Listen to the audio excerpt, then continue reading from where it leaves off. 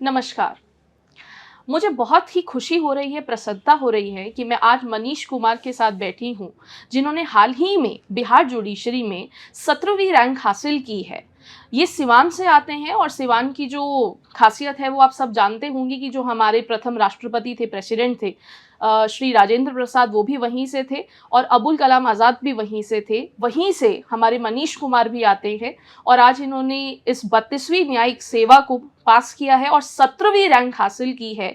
इसकी बहुत बहुत शुभकामनाएं। कैसा लग रहा है आपको? जी बहुत बहुत धन्यवाद मैम। काफ़ी अच्छा लग रहा है और मैं तो अभी बहुत रिलैक्स फील कर रहा हूँ रिजल्ट आने के बाद से। रिजल्ट आने के बाद से तो मतलब रिजल्ट के पहले से तो बहुत प्रेशर रहता है कि होगा, रिजल्ट के बारे में जो सोचते हैं तो बहुत प्रेशर फील हो जाता है, लेकिन अब काफ़ी रिलीव्ड और तो अच्छा फील कर रहा हूँ। अच्छा, घर पे तो सब लोग बहुत खुश हो रहे होंगे। जी मैम, स्पेशली मम्मी और पापा काफ़ी खुश हैं और भैया भी खुश हैं, मतलब और गांव के लोग भी काफ़ी खुश हैं। नहीं, माता पिता का जो सहयोग होता है, जो परिवार का सहयोग होता है, वो बहुत ही सराहनीय होता है। तो आपने ये लॉ करने के बारे में कैसा सोचा मनीष? जी मैम, एक मैं घटना का जिक्र करना चाहूँगा। और जब मैं क्लास 5th या 6th में रहा हूँगा, उस समय मेरे एक छोटा सा मतलब क्लैश हो चुका था पुलिस से। 5th-6th क्लास में? हाँ, तो ये कैसे हुआ? एक थप्पड़ किसी पुलिस वाले ने मुझे लगा दिया था। अच्छा। तो उस समय से था कि मुझे कि नहीं, कुछ एक ऐसा पोस्ट होल्ड करना है कि वहाँ से मैं पुलिस को रेगुलेट कर सकूँ। तो शुरू से कहीं ना कहीं दिमाग में था। और जब मैं क्लास 10th पास किया तो मेरे बगल के ही मेरे अंकल हैं, हाँ। AOR सुप्रीम कोर्ट में, और एक मेरे कजन ब्रदर हैं, वो उस समय निर्मा से पढ़ रहे थे। अच्छा। तो उन लोगों ने बताया कि एक अच्छा करियर ऑप्शन है लॉ करने का। तो मैं 10th में अच्छा मतलब मेरा मार्क्स आया था। तो फिर बहुत लोग जाते हैं IIT की तरफ, लेकिन मुझे था कि नहीं, जनरली होता है कि इंजीनियरिंग या मेडिकल बैकग्राउंड में कर जाना लो। है। तो फिर उन लोगों को देख के लगा कि एक अच्छा करियर ऑप्शन लॉ का भी है। तो फिर मैं उन लोगों से सीखा और उन लोगों ने काफ़ी मुझे हेल्प भी किया, जो कि नवीन कुमार AOR हैं सुप्रीम कोर्ट तो में। मतलब आपको 5th क्लास की बात याद रही कि मुझे ऐसा ऐसा पुलिस ने एक बार परेशान किया था और आपने उनको कहा कि नहीं, मैं आपसे भी ऊंची सीट पर बैठूंगा। तो क्यों ऐसा मन में आया? मतलब आपके मन में उस समय मैसेज क्या आया था? मैम, उस समय उनको मैं ऐसे डायरेक्टली बोल भी दिया था कि मैं कैसे एक दिन पोस्ट पे बैठूंगा जहाँ से मैं आपको रेगुलेट करूं। और उस ऑफिसर का मुझे नाम अभी तक याद है, लेकिन मैं बताना नहीं चाहता हूं उनका नाम। तो क्लास 6 का घटना में मुझे अभी तक उस ऑफिसर का नाम याद है जो मुझसे मारा था। नहीं, लेकिन देखिए ये भी एक अच्छी बात है कि उस समय जिस उम्र में बच्चों को खेलने से फुर्सत नहीं होती है, तब आपने ऐसा सोचा कि नहीं, मुझे गलत चीज़ों को रेगुलेट करना है। अगर कोई ऐसा गलत काम करता है तो उसको ठीक करना है, क्योंकि ये ही हमारी न्यायिक व्यवस्था भी कहती है। जी बिल्कुल मैम। तो आपकी जो ये स्कूलिंग है, जो शिक्षा है, वो आपने कहाँ से प्राप्त की? मेरी मैम पूरी स्कूलिंग सिवान डिस्ट्रिक्ट से ही हुई थी। और उसके बाद स्कूलिंग के बाद से मेरी जो NLU पटना में मैं आ गया था एज BLLB करने के लिए। ओके। तो उसके मतलब उस कॉलेज के दौरान आपने कब ये जुडिशरी का प्लान किया कि मुझे जुडिशरी करना है या जुडिशरी में आना है? मैम, फर्स्ट ईयर में ही था कि सब लोग, इससे होता था ओरिएंटेशन, तो सबसे पूछा गया था कि क्या करना है क्या नहीं करना है। तो उस समय मैं बहुत कुछ देखते हुए कहा था कि मैं ऐसे जुडिशरी करूँगा, क्योंकि मेरे काफ़ी सीनियर लोग थे इस सर्विस में। तो शुरू से ही था एक दिमाग में कि मैं जुडिशरी करना है। तो आपने हमेशा से जुडिशरी पर ही फोकस किया मनीष, या कभी आपने किसी और भी प्लान के बारे में सोचा था? जैसे तकरीबन जैसे लोग और भी तैयारी करते हैं जो हमें सुन रहे हैं, वो कई बार कुछ मल्टीपल एग्जाम्स की भी तैयारी करते हैं या सिमिलर एग्जाम्स की तैयारी करते हैं। तो क्या आपका हमेशा से फोकस बिहार जुडिशरी पर ही था या कुछ और भी प्लान में था? शुरू से मैम मेरा तो फर्स्ट ईयर से जब तक मैं कॉलेज में था तब तक तो मुझे जुडिशरी का ही था कि मुझे जुडिशरी ही करना है, और अच्छा। खासकर बिहार को। लेकिन जब मैं अपना लॉ पास किया 2020 में, तो उस समय कोविड आ गया था। तो उस समय तो काफ़ी सारा करियर ऑप्शन तलाशने लगे थे कि कहीं ना कहीं कुछ एक फिनेंशियल स्टेबिलिटी हो जाए। तो मैं PCS की तरफ मूव किया और अपना प्लान B जो बनाया था कि एकेडमिक्स में जाऊं। तो फिर मैं LLM करके और नेट क्वालिफाई करके मैं एक जगह पढ़ा भी रहा था। As a career option B था मेरा, लेकिन कहीं ना कहीं मेरे दिमाग में था कि नहीं, मुझे जुडिशरी का तैयारी करना था और कर भी रहा था उस समय में। ओके। तो आपने वहीं से मतलब ये सारी चीज़ों का निर्णय लिया? हाँ मैम। अच्छा, तो उसके बाद आप अपनी लॉ कंप्लीट होने के बाद 2021 में यहाँ पर आए? जी मैम, 2021 में मैं दिल्ली आया। तो फिर दिल्ली में मेरे जो अंकल हैं, तो मैं वो शुरू से मुझे गाइड कर रहे थे कि कैसे करना है। तो फिर वो इस कोचिंग का नाम लिए, जो कि आलोक सर इसके फाउंडर हैं और उनके फ्रेंड भी हैं वो। अच्छा। तो फिर वो बताया, तब आपने एम्बिशन लॉ इंस्टीट्यूट हाँ। ज्वाइन करने का निर्णय लिया। अच्छा, तो आपने जब अपनी तैयारी की शुरुआत यहाँ 2021 में की एम्बिशन लॉ इंस्टीट्यूट में, तो वो सफ़र आपका कैसा रहा? मैम, वो सफ़र ऑनलाइन वाला था, तो फिजिकल मोड में कुछ हो नहीं पा रहा था, लेकिन फिर भी मैं ऑनलाइन में काफ़ी अच्छे से पढ़ाते थे सर। आलोक सर हो गए, फिर आरुषि मैम जैसे आप होंगे मैम, जो उस समय एक लेती थी क्लास हम लोगों का केस लॉ का, जो कि काफ़ी एग्जॉस्टिव क्लास होता था, बढ़िया लगता था कि केस लॉ तो इम्पोर्टेंट होता है, लैंडमार्क जजमेंट हो गया, रिसेंट जजमेंट हो गया, और हम लोग उस समय क्लास लेते थे। उसके बाद से फिर रजनीश सर हो गए, फिर निशांत सर हो गए, और अजय और मोहित सर थे। तो 2 लोग, इतने जितने भी सर लोग थे, सारों लोगों का सहयोग रहा, और इनका जो पढ़ाने अच्छा, अब मुझे सच सच बताइएगा कि क्या आप इंग्लिश और जीके की क्लास रेगुलरली करते थे?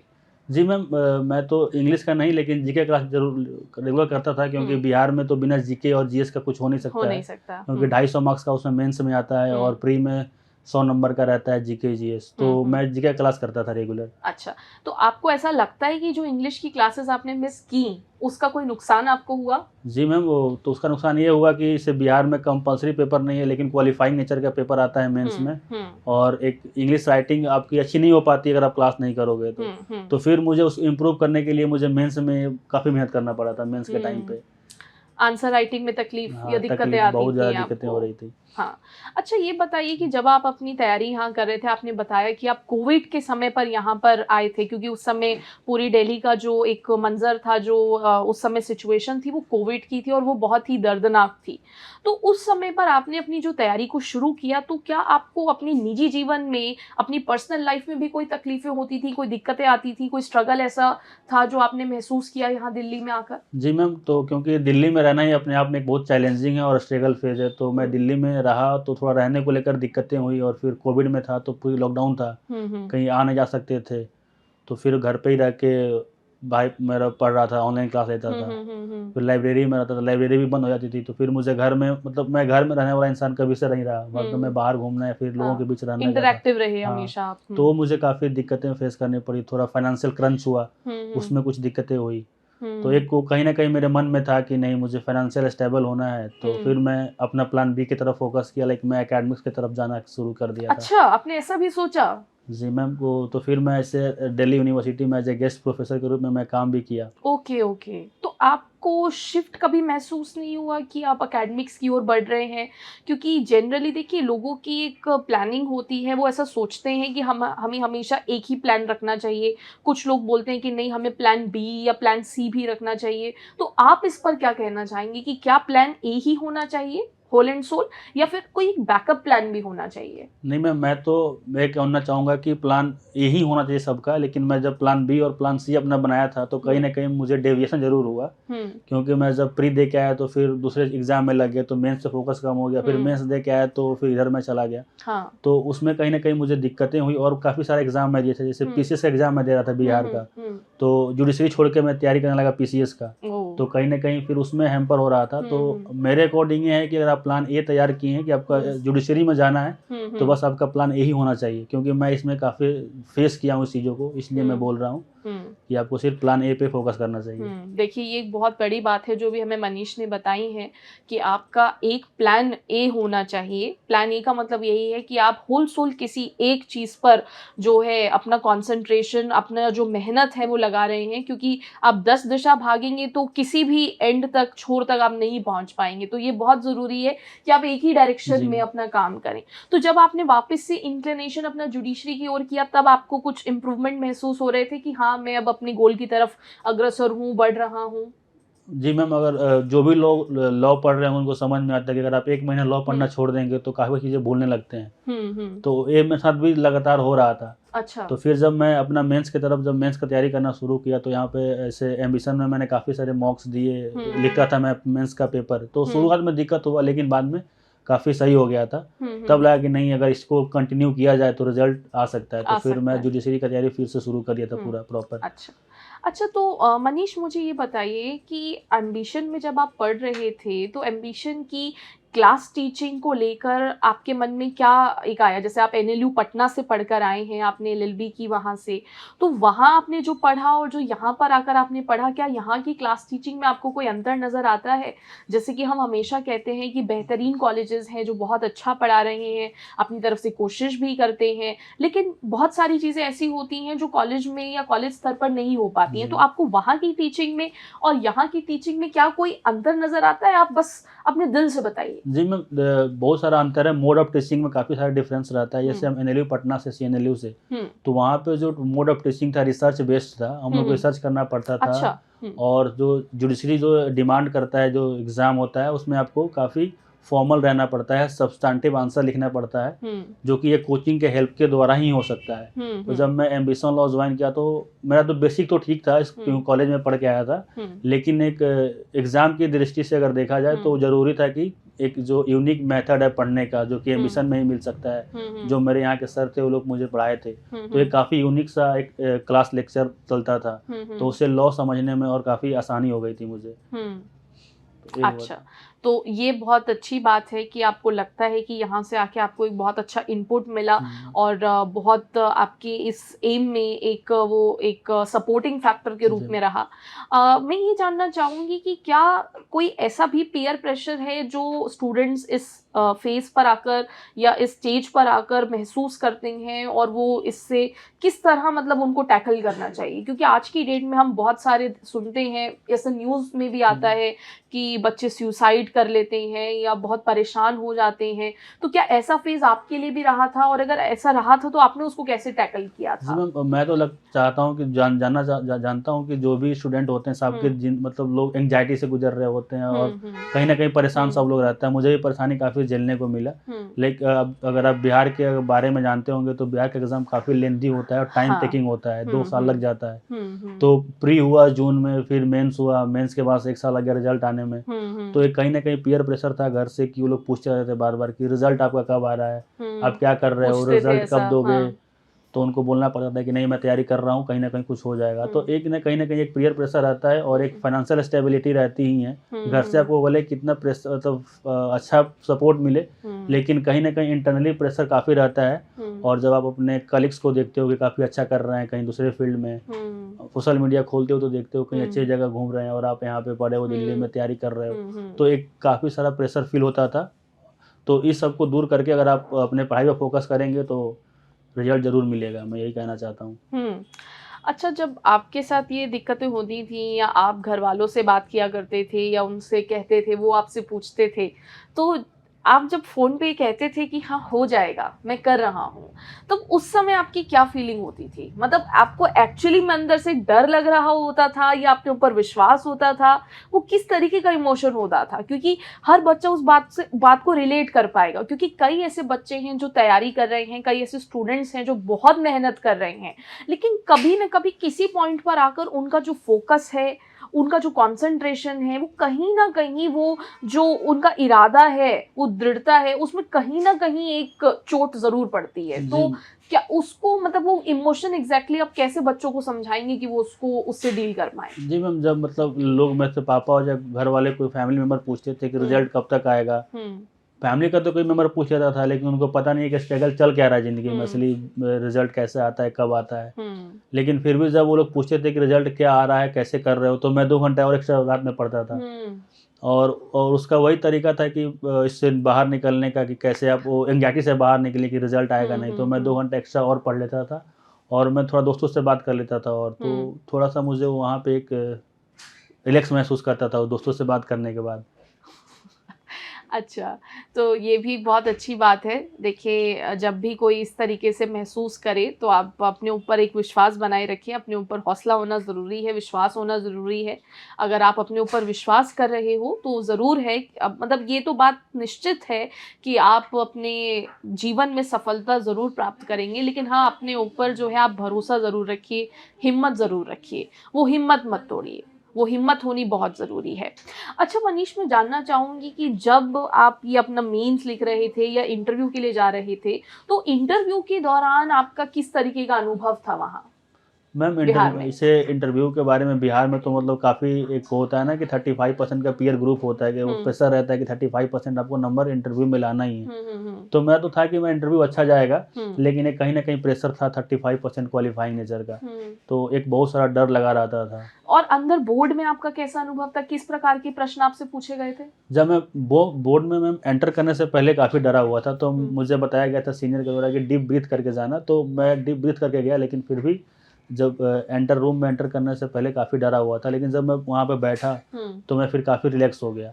और सब्जेक्ट से ही क्वेश्चन पूछा गया था। मेरे से ट्रांसफर ऑफ प्रॉपर्टी के बेसिक्स क्वेश्चंस पूछे गए थे। अच्छा, पूछे गए फिर थे। कॉन्स्टिट्यूशन से क्वेश्चन पूछा गया था और सीआरपीसी से क्वेश्चन पूछा गया था। अच्छा, तो आपको किस किस एरिया से ऐसा लगा कि जैसे हम आपको क्लास में बताया करते थे कि ये एरियाज इंपॉर्टेंट हैं, इनको आप ज़रूर फोकस से पढ़िए, या हर टीचर बताते हैं, तो क्या आपको वो इंटरव्यू में भी मदद किया कि हाँ यही एरिया से क्वेश्चंस वो पूछते हैं? जी मैम, बहुत मुझे हेल्प किया, क्योंकि जो एरिया बताया गया था लगभग क्वेश्चन सारे क्वेश्चन वहीं से आए थे।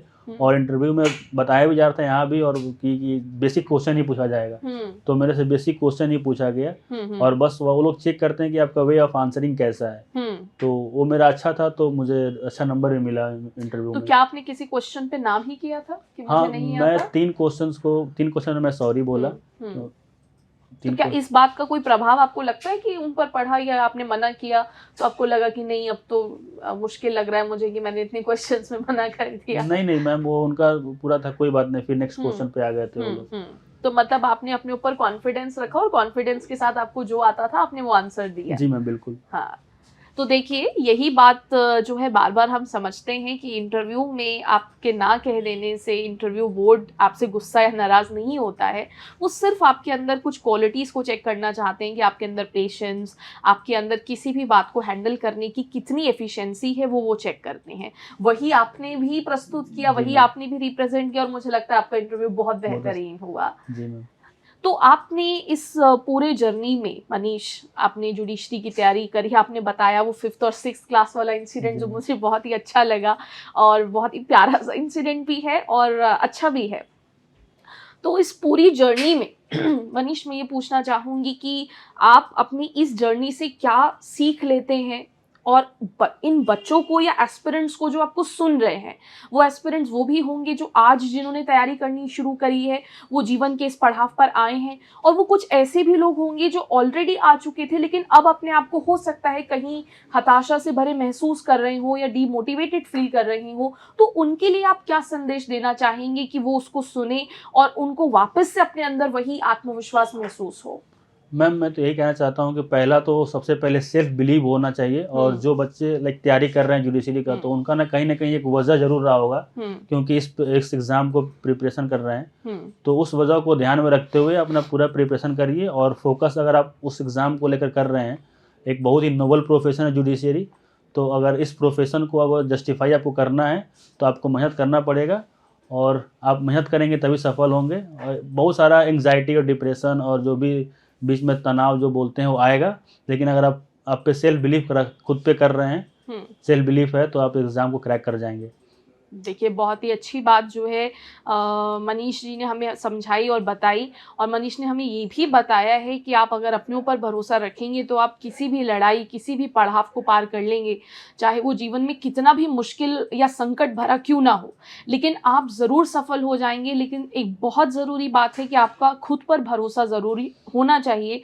आप खुद पर विश्वास रखिए, वो आत्मविश्वास होना बहुत ज़रूरी है। आप किसी भी संकट को पार कर सकते हैं। कैसी ही बात है मनीष?